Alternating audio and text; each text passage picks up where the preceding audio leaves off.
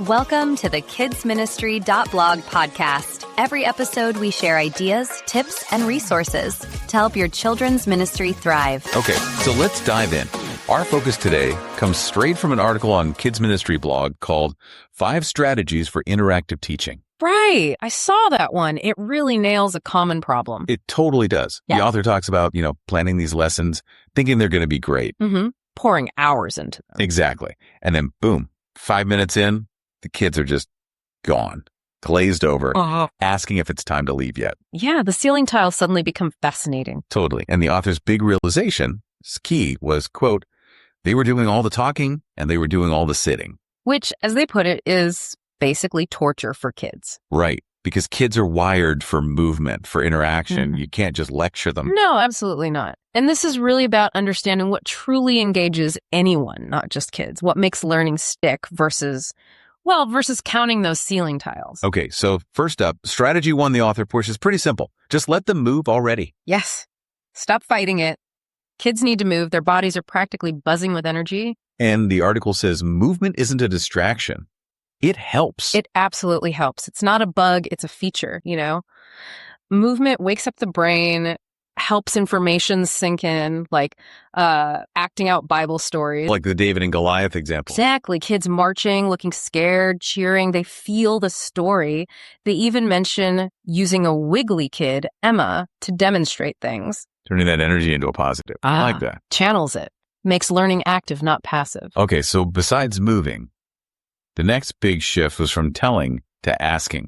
Asking way more questions. Yeah, this is huge. Instead of just pouring information in, you draw it out. And honestly, kids often come up with amazing things. Things you wouldn't even think of. For sure. Connections you might miss. Remember the example of Tommy? He asked why David didn't just run away from Goliath. Yeah, that wasn't in the script, right? Nope.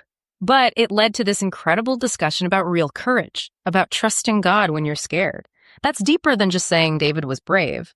It makes him actually think. Okay, that requires being flexible, though. Which leads nicely into strategy 3. Let them be the storytellers. Kids love this, being the center of attention. Absolutely. And they remember it so much better when they've told it themselves. But how do you keep it on track? Make sure they're getting the main point. Good question. You guide it. Use simple props, maybe drawings, have them work in groups. It's about empowering them, but providing structure. Like Mark's son, Jake, the one who used to zone out. That's the one. Now he volunteers, gets dramatic, and the other kids are way more tuned in when he's telling it compared to an adult just talking. It taps into that natural desire to perform, to share. Makes sense. Okay, number 4, give them stuff to touch. Hands-on learning.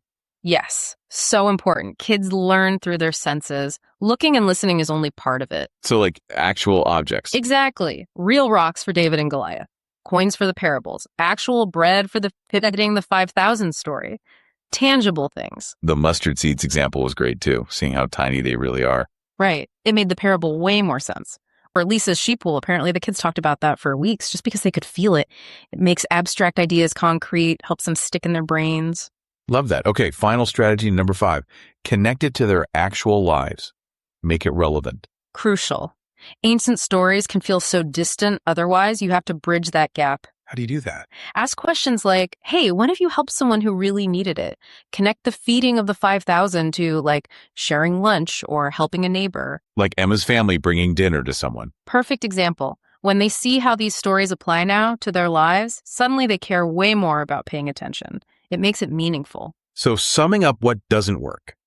Forcing, still sitting, endless talking, complex jargon, no participation. Being rigid, getting flustered. Yeah.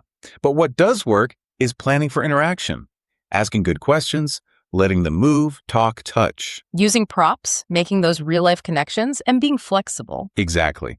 And the results the author saw were pretty amazing. Yeah, kids way more engaged, asking smarter questions, remembering stuff, even talking about it at home. And the kids who are maybe disruptive become helpers. Shy kids start participating. It takes more planning, more energy, sure. But worth it. Absolutely. The payoff is huge. Kids are actually engaged and excited instead of just trying to endure until it's over. So the big takeaway seems pretty clear.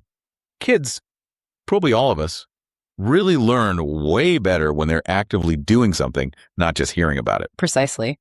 Which leads to a final thought for you, our listener. What does this mean for your own learning or how you engage others, kids or adults? How can we all be a bit more like doers and less like sitters? Thanks for listening.